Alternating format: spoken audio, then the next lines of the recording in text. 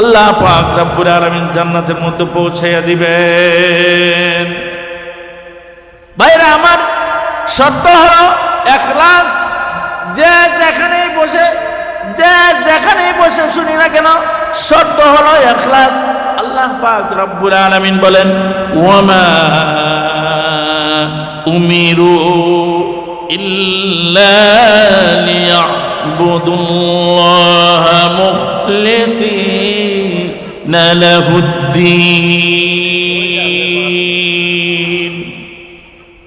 ওয়ামা উমিরু ইল্লা লিয়াবুদুল্লাহা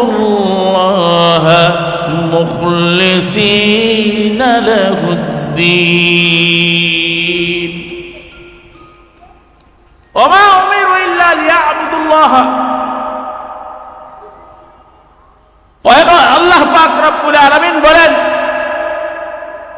নামাজ পড়ো, রোজা রাখো, ইবাদত বন্দেগী করো, হজ করো, রোজা রাখো, যাকাত দাও। শর্ত কি? ইখলাস। শর্ত কি? শর্ত হলো ইখলাস। যদি ইখলাস না থাকে, হাজার হাজার কোটি টাকা যদি দান করেন, দানে 5 পয়সাও লাভ হবে না। নামাজ পড়তে পড়তে যদি কপালের মধ্যে কর হয়ে যায়, দাগ হয়ে যায়, তারপরেও লাভ হবে না। ওই জন্য শর্ত হলো ইখলাস। ইখলাসওয়ালা বান্দাদেরকে আল্লাহ পাক রব্বুল আলামিন অত্যন্ত পছন্দ করেন, অত্যন্ত ভালোবাসেন। কাদেরকে? ইখলাসওয়ালা বান্দাদেরকে।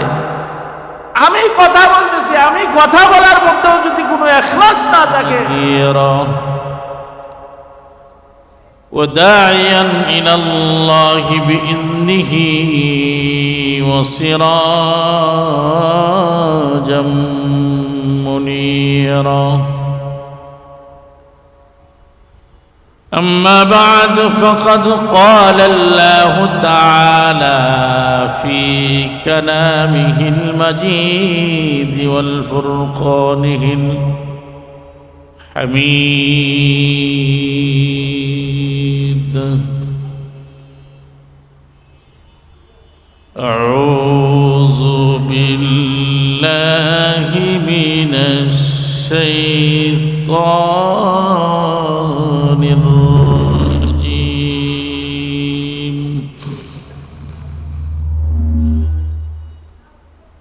بسم الله الرحمن الرحيم.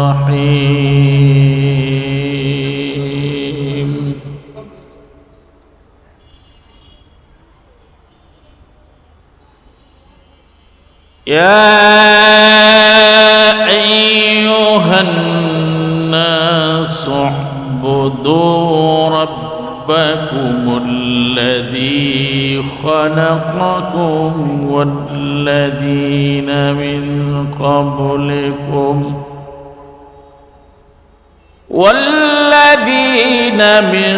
قبلكم لعلكم تتقون.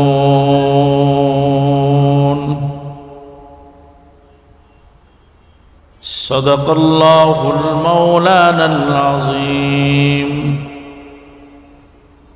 وقال النبي صلى الله عليه وسلم: أخلص دينك يكفيك العمل القليل. وقال تعالى: إن الله وملائكته يصلون على النبي يا أيها الذين آمنوا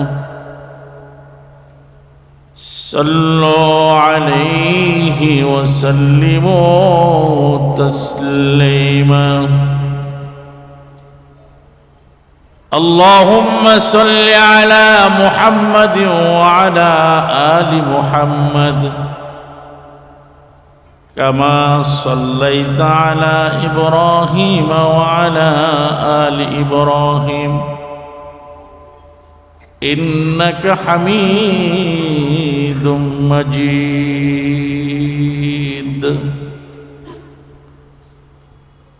اللهم بارك على محمد وعلى آل محمد كما باركت على إبراهيم وعلى آل إبراهيم إنك حميد مجيد. بلغ العلا بكماله كشف الدجى بجماله حسنت جميع خصاله صلوا عليه وآله. দেখা দরব मुझे मदीना मदीना की बस्ती में जहाँ रहमत की बारिश हमेशा टपकती है. बलगल उला बिकमालिही कशफत दुजा बिजमालिही हसनत जमी खिसालिही सल्लो अलैहि व आलिही. मुअज़्ज़ज़ मुकर्रम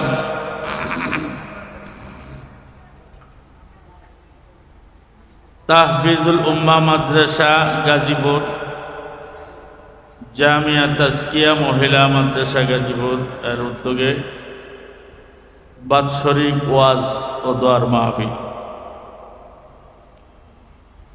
উক্ত মাহফিলের সম্মানিত সদর ওলামায়ে কেরাম, সামনে উপবিষ্ট আমার মুরব্বিয়ানে ইজম, আজিজ তোলাবা, পর্দার আড়ালের মা ও বোনেরা, আল্লাহ পাক রব্বুল আলামিনের দরবারে লাখো কোটি শুকরিয়া জ্ঞাপন করছি যে আল্লাহ তাআলা আমাদেরকে বাৎসরিক মাহফিলের মধ্যে, জামিয়া তাজকিয়ার মাহফিলের মধ্যে আসার বসার তৌফিক দান করেছেন। এই জন্য অন্তরের অন্তরস্থল থেকে বলি আলহামদুলিল্লাহ। মুহতারাম হাজিরিন, মাহফিলের মধ্যে আসা, অল্প সময় ব্যয় করা, ফায়দা কি? যারা আসলো, আল্লাহ পাক রব্বুল আলামিন নবী মুহাম্মদুর রাসূলুল্লাহ সাল্লাল্লাহু আলাইহি ওয়াসাল্লাম বলেন, যারা দ্বীনের মাহফিলে হেঁটে হেঁটে কষ্ট করে আসলো, এই যে নিয়ত করলো, নিয়ত করে মাদ্রাসার মাহফিলে আসলো, ফায়দা কি? ফায়দা হলো নিয়ত করার সাথে সাথে সগীরা গুনাহগুলো মাফ হয়ে গেছে। হেঁটে হেঁটে আসলো, হেঁটে হেঁটে আসলো, আল্লাহ তাআলা নবী মুহাম্মদুর রাসূলুল্লাহ সাল্লাল্লাহু আলাইহি ওয়াসাল্লাম ফরমান, বন্দার সগীরা গুনাহগুলো তো মাফ হবেই হবেই হবেই, পাশাপাশি যতক্ষণ পর্যন্ত ইয়াকিন ও ইখলাসের সহিত বসে থাকবে, যতক্ষণ পর্যন্ত ইয়াকিন ও ইখলাসের সহিত বসে থাকবে, ততক্ষণ পর্যন্ত বান্দার গুনাহগুলি মাফ হতেই থাকবে, হতেই থাকবে। এই হলো ফায়দা। ওই জন্য যতক্ষণ বসে থাকবো, যতটুক সময় বসে থাকবো, আমরা ইখলাসের সহিত বসে থাকবো, নিয়ত খালেস করে বসে থাকবো।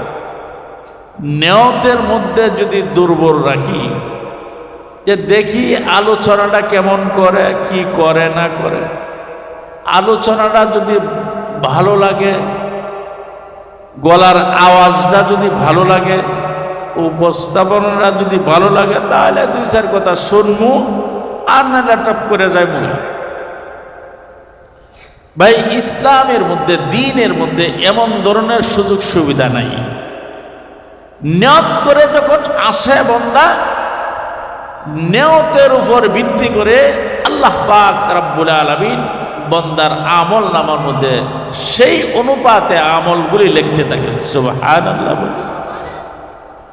এই জন্য ইখলাসের সহিত বসে থাকলে ওয়াজ বুঝে আসুক বা না আসুক, ওয়াজ বুঝে আসুক বা না আসুক, আমল করতে পারলাম বা না পারলাম, আমি যতটুক সময় বসে রইলাম অতটুক সময় আমার নামায় আমলের মধ্যে নেকি হতেই থাকবে, হতেই থাকবে।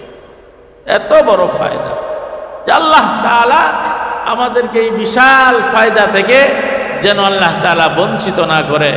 সকলেই অন্তরস্থল থেকে বলি আল্লাহুম্মা আমিন। পাশাপাশি যারা নিয়ত করছেন আসবো দেখে আসি, আসবো দেখে আসি, তাদেরকেও নবী মুহাম্মদুর রাসূলুল্লাহ সাল্লাল্লাহু আলাইহি ওয়াসাল্লাম বঞ্চিত করেন নাই, তাদেরকেও আল্লাহ তাআলা মাফ করে দিবেন। সুবহানাল্লাহ বলি। ওই জন্য ভাইয়েরা আমার,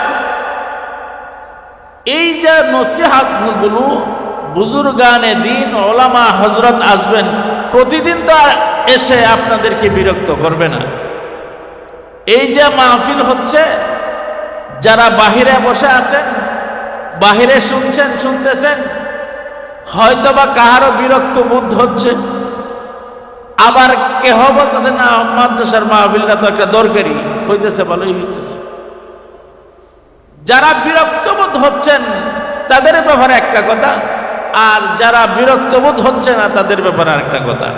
যারা বিরক্ত বোধ হচ্ছেন তাদের ব্যাপারে হলো, তাদের ব্যাপারে কথা হলো, তাদের এক ধরনের একটা অ্যালার্জি আছে। এক ধরনের কি আছে? একটা অ্যালার্জি আছে। এটা দেখবেন টুপি দিছে, দাড়ি রাখছে, জুব্বা গায়ে দিছে, সব কিছু ঠিক আছে, তারপরেও চা স্টলের মধ্যে বসে বসে সমালোচনা করবে, আলোচনা করবে যে মৌলবীরা এরা ব্যবসা করে, ধর্মের ব্যবসা করে, দ্বীনের ব্যবসা করে, এরা কিন্তু বলেই থাকবে। আমরা কত দেখছি মাহফিলের কালেকশনের মধ্যে গেলে, কালেকশনের কথা গেলে করবে না, তোরা যা কত দিব আর কত দিব, যাই খোঁজ নিয়ে দেখেন সে কিন্তু 1 টাকাও দেয় না সকাল থেকে। এই ধরনের একজন মানুষ আছে। আল্লাহ তাআলা এই কোয়ালিটির মানুষদেরকে আল্লাহ তাআলা হেদায়েত দান করুক, সকলে আমিন বলেন। আর যাদের চুলকানিটা বেশি, যাদের চুলকানিটা একটু বেশি, এদেরকে আল্লাহ পাক রব্বুল আলামিন নয়তো গজব দিয়ে ধ্বংস করে দেব, নাউযুবিল্লাহ মিন যালিক। এবার আসেন যারা বসে বসে বলতেছেন না কথাগুলি তো ভালোই হইতেছে, আমরা কিছুক্ষণ শুনলে তো ভালোই হতো, তাদের ব্যাপারে সিদ্ধান্ত হলো, তাদের ব্যাপারে কথা হলো, নবী আলাইহিস সালাতু ওয়াস সালাম বলেন, ওখানেও বসে যদি ইখলাসের সহিত যদি শুনে, দ্বীনের কথাগুলি যদি শুনে, ওখানে বসে বসেও শুনলে আল্লাহ পাক রব্বুল আলামিন তাদেরও আমল নামার মধ্যে নেকি দিয়ে ভরপুর করে দেবেন। সুবহানাল্লাহ। শর্ত কি? শর্ত হলো ইখলাস। এখানে বসে পড়লেও ইখলাস, বাহিরে দূরে কোথাও বসে শুনলেও শর্ত কি? ইখলাস। এই জন্য নবী মুহাম্মদুর রাসূলুল্লাহ সাল্লাল্লাহু আলাইহি ওয়াসাল্লাম বলেন, ইন্নামাল আ'মালু বিন্নিয়াত, বন্দা তোমার নিয়তকে তুমি ইখলাস করো, সঠিক করো। তোমার নিয়তের মধ্যে যদি দুর্বল থাকে, তোমার নিয়তের মধ্যে যদি গলত থাকে, তোমার আমল নামা হবে গলত। আর তোমার নিয়তের মধ্যে যদি ইখলাস থাকে, ভালো থাকে, তাহলে আল্লাহ পাক রব্বুল আলামিন কিয়ামতের ময়দানে কঠিন হাসরে ইখলাসওয়ালা বান্দাদেরকে দরে দরে জান্নাতে পৌঁছে দিবেন। পয়গম্বর আরবি মুহাম্মদুর রাসূলুল্লাহ সাল্লাল্লাহু আলাইহি ওয়াসাল্লামের হাতের শরবতের হাউজে কাউসারের পানি পান করাইয়া, গুনাহগুলি মাফ করাইয়া আল্লাহ পাক রব্বুল আলামিন জান্নাতের মধ্যে পৌঁছাইয়া দিবেন। ভাইরা আমার, শর্ত হলো ইখলাস। যে যেখানেই বসে শুনি না কেন, শর্ত হলো ইখলাস। আল্লাহ পাক রব্বুল আলামিন বলেন, ওয়ামা উমিরু ইল্লা লিয়াবুদুল্লাহা মুখলিসিনা লাহুদ্দীন। ওয়ামা উমিরু ইল্লা লিয়াবুদুল্লাহা মুখলিসিনা লাহুদ্দীন। ওমা উমিরু ইল্লা লিয়াবুদুল্লাহ। আল্লাহ পাক রব্বুল আলামিন বলেন, নামাজ পড়ো, রোজা রাখো, ইবাদত বন্দেগী করো, হজ করো, রোজা রাখো, যাকাত দাও। শর্ত কি? ইখলাস। শর্ত কি? শর্ত হলো ইখলাস। যদি ইখলাস না থাকে, হাজার হাজার কোটি টাকা যদি দান করেন, দানে 5 পয়সাও লাভ হবে না। নামাজ পড়তে পড়তে যদি কপালের মধ্যে কর হয়ে যায়, দাগ হয়ে যায়, তারপরেও লাভ হবে না। ওই জন্য শর্ত হলো ইখলাস। ইখলাসওয়ালা বান্দাদেরকে আল্লাহ পাক রব্বুল আলামিন অত্যন্ত পছন্দ করেন, অত্যন্ত ভালোবাসেন। কাদেরকে? ইখলাসওয়ালা বান্দাদেরকে। আমি কথা বলতেছি, আমি কথা বলার মধ্যেও যদি কোনো ইখলাস না থাকে, এখন থেকে লইয়া যদি কিয়ামত পর্যন্ত যদি কথা বলি, তাহলে আমার কথাও কাজে আসবে না। এই জন্য সাদি বলেন, নসিহত কাছে সুদ এমন দায়ে দাস, নসিহত কাছে সুদ এমন দায়ে দাস, কে গুফতারে সাদি পছন্দায়ে দাস। বন্দা তুমি যদি ইখলাসওয়ালা হতে পারো, ইখলাসওয়ালা বান্দা যদি হতে পারো, আল্লাহ পাক রব্বুল আলামিনের কাছে তোমার অনেক দাম। আর তোমার কাছে যদি ইখলাস না থাকে, কোটি কোটি টাকা তুমি যদি আল্লাহর রাস্তায় দান করো, এই দানগুলো 5 পয়সারও কাজে আসবে না। সাজদা করতে করতে করতে বান্দা কপালের মধ্যে দাগ হয়ে গেছে, এই দাগ দিয়া কিয়ামতের ময়দানে 5 পয়সা লাভ আসবে না। আর যদি ইখলাস নিয়ে যদি আল্লাহ পাক রব্বুল আলামিনকে একটিবার যদি সিজদা করো, আমি সিজদা করলাম আল্লাহ তাআলা, আল্লাহ পাক রব্বুল আলামিনকে অনেক ভয় পেয়ে সিজদা করলাম। আল্লাহ আমার মালিক, আল্লাহ আমার হায়াতের মালিক, আমার জানের মালিক, আমার জীবনের মালিক, আমার পিতৃপুরুষের মালিক, তামাম কায়নাতের মালিক আল্লাহ পাক রব্বুল আলামিন। এমন ধরনের ভয় ভীতি নিয়ে যদি একটিবার সিজদা করো, একটি সিজদায় তোমার জন্য জান্নাতে যাওয়ার জন্য উসিলা হয়ে যাবে। একটি সিজদায় জান্নাতে যাওয়ার জন্য উসিলা হয়ে যাবে। ওই জন্য নবী আলাইহিস সালাতু ওয়াস সালাম বলেন, আখলিস দীনাকা ইয়াকফিকাল আমালুল কলিল। আখলিস দীনাকা ইয়াকফিকাল আমালুল কলিল। তোমার ঈমানকে, তোমার দ্বীনকে, তোমার ধর্মকে, তোমার ইসলামকে খাঁটি করো। তোমার দ্বীনকে, তোমার ঈমানকে, তোমার ইসলামকে, তোমার পারিবারিক ইসলামকে, তোমার সামাজিক ইসলামকে, এগুলো খাঁটি করো। খাঁটি করলে সামান্য হলেই তোমার জন্য নাজাতের জন্য, জান্নাতে যাওয়ার জন্য অত্যন্ত যথেষ্ট হয়ে যাবে।